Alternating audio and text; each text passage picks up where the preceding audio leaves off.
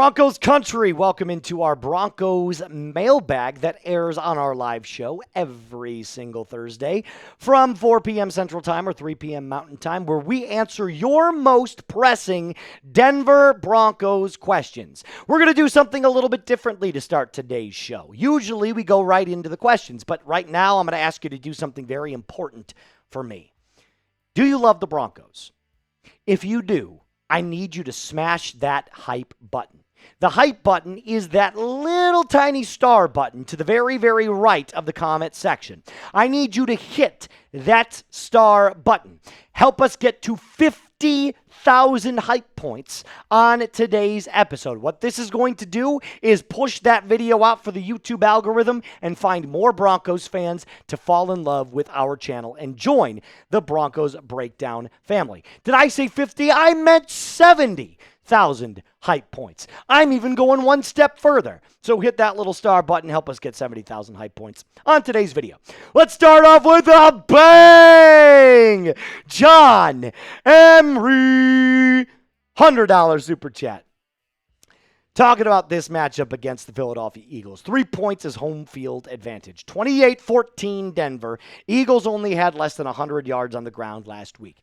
Look, I like the way you think. I think the Eagles are not nearly as good as they were last year. That doesn't mean they're not a good football team. I truly believe, though, that this is a gettable team, a team that you can absolutely put points on the board against. And if you can stifle them on early downs and not let them get to third and one, or third and two, where they can utilize their tush push, you can beat this football team. Thank you, John, for your absolutely awesome contribution to the show. Let's move on to Danny.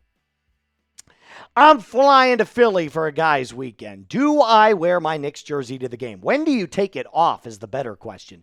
You should rock Bo all night, all day, at the bars, at the Philly cheesesteak restaurants. Wherever there are Philly fans, you should be rocking your Bo Nix jersey all day, every day. And guess what? Twice on Sunday when they play the Philadelphia Eagles. Shout out to you, Danny. Thanks for the $5 super. Let's go to Chase. If we win this game, will we be looked at as a Super Bowl contender? Duh. Yes, of course you will. Anytime you beat a team that is as high caliber as the Philadelphia Eagles, everybody is naturally going to be like, whoa, where do the Broncos come from? We've been talking about this all off season, though. When the Broncos can put together a solid 60 minutes of football from the start of the game to the very end of the game, this team is so damn good. This roster is talented with the additions we've made in the run game and J.K. Dobbins, who's been outstanding. R.J. Harvey is the now Joker mold. And then, of course, Bo Nix getting better every single week that he's playing. This team can absolutely go to the Super Bowl if they beat a team like the Philadelphia Eagles. Rodney. Do you see A.J. Brown being set as a decoy to distract us for a big game on Devontae Smith? It's an interesting take. Here's how I'll answer this for you. First things first. Devontae Smith is not nearly as talented as not Rodney. Take two. He's not nearly as talented as A.J. Brown. Devontae Smith brings his own set of challenges to guard because he is a former Heisman winner and a player that can absolutely tear you up if you leave him open. But I absolutely think what's going to end up happening is that Jalen Hurts, when he does throw the ball, is going to target Devontae Smith because most likely you're going to see Riley Moss on Devontae Smith. And Riley Moss has been targeted frequently. He started off the game slow against the Cincinnati Bengals. It definitely got better as the game went on. So, no, I don't see him being a decoy because I don't think that Jalen Hurts and A.J. Brown are on the same page. I think they're just going to try to target Devontae Smith. So I hope that answers your question. Jack with the $20 super. Sorry I'm late. Do you think we should trade for a slot wide receiver? If so, which one? And who do we give up?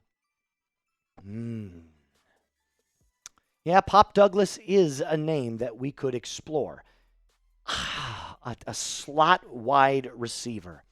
You know, I would have told you a guy like, how about this? I'll do you one better. Let's not go slot. Let's go with a hybrid. DJ Moore. If you were to go out and call the Chicago Bears and get DJ Moore, he's a player that does line up in the slot, but also lines up wide. You could move Troy Franklin in and Marvin Mims in. If you had DJ Moore, Cortland Sutton, and a combo of those two inside the slot, holy frickin' Moses, that would go ballistic. DJ Moore is a stud. I just don't know that Ben Johnson knows the right way to use him. They've been trying to use him as kind of like a hybrid of Deebo Samuel. When it comes to an absolute beast in yards after the catch, DJ Moore is by far one of the players that you must consider. So I'll take DJ Moore to answer your question. And who do we give up? I'd trade Trent Sherfield, a blocking tight end, someone that the Bears could use because they suck at blocking, and maybe a fifth-round pick, Trent Sherfield and a fifth-round pick for DJ Moore. I don't think anybody would say no to that. Maybe a fourth. Maybe you could send that fourth. That'd be fine. I think the Bears would take that as well. Hopefully that answers your question, Jack. Boss man, how would you feel about Pat Bryant putting on 25 pounds during the offseason and moving to tight end? He's already an incredible blocker, so I know where you're going with that.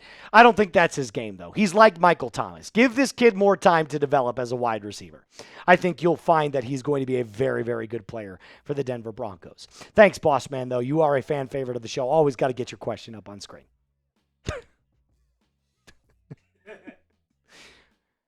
Mike Oxlong. I'm a big fan of Mike. Who is an early Denver Broncos draft target? Ooh, I'm thinking center or tight end. Interesting. Let's talk about it. All right. I'm going to start with the tight end. I don't know of many centers right now that I would have to do my homework a little bit more, but I do know one specific tight end that is moving mountains in college football right now. Pay attention because you're going to like this kid. His name is Eli Stowers, and he is the tight end for Vanderbilt right now. He is projected to be a second-round pick in the 2026 NFL Draft. But make no mistake, when this kid touches the field, he can do everything. Everything. There is not one area that he can't perform in.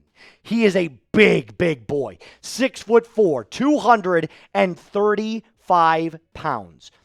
Career high of 638 yards in 2025. Mind you, he's playing for Vanderbilt. Who's their quarterback? I have no freaking idea. But he is a do-it-all tight end with massive, massive hype. I have been following this kid for the last, we'll call it half a year. And this year, he's already showing up and showing out. He is a stud. 5 games played, 22 receptions, 301 yards, averaging 13.7 yards per reception, so he can stretch the field. And his blocking grade is also very good, 69.0. Giggity. Here's why he's so impressive, though. It's not just the intangibles, the tangibles, like his height, like his size, like his ability to stretch the field. He's a former quarterback, played quarterback in high school. His route intelligence is off the charts. His route tree is deep. His understanding of spatial awareness on the football field is unmatched for anybody in college football at his position right now. I want this kid on the Denver Broncos. Not only that, I would be willing to draft this kid in the first round. That's how interested I am in drafting Eli Stowers. So, I'll ask you real quick. Are you ready to draft? Are you ready to bring Stowers in to Mile High? Type D for draft, type P for pass. If you're in the live chat right now, I want to see what you believe down in the live section down below. Or if you're watching during our regularly scheduled programming, make sure you get down in the comment section. Rodney, we're going to answer a couple more and then we'll get on out of here. How do we stop the tush push? You don't. It's almost impossible to guard. The key to stopping the tush push is to not let them get in that formation. How do you do that? You have early success on early downs. So when it's 1st and 10, don't let them run for 6 yards.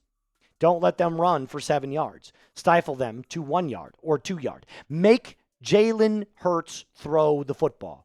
He's not great from the pocket. He's not a pure passer of the football. If you can make Jalen Hurts beat you through the air, my friends, that is the best way to beat the Philadelphia Eagles. And if he does by chance torch you over the air, then more power to you. But I do not want to see his legs. I do not want to see Saquon Barkley. And I don't want to see that damn tush push beat us on Sunday. Tony, what would David Njoku cost us? A 4th round pick. I made a video earlier on in the week talking about a trade for Kyle Pitts. Truth be told, I don't want Kyle Pitts. I'd rather have David Njoku. He's strong. He's gifted. He is a big-bodied player that plays traditional tight end but can body off middle linebackers over the middle of the field. He's got great hands and, truthfully, probably the most underrated tight end in the NFL. That's what it would cost. A 4th rounder. And by the way, you have an extra, because you traded Devon Vele to the Saints. Last question, then we'll get on out of here. Do you believe that we will beat the Eagles this week? Also, we'll both throw 2 touchdowns or more.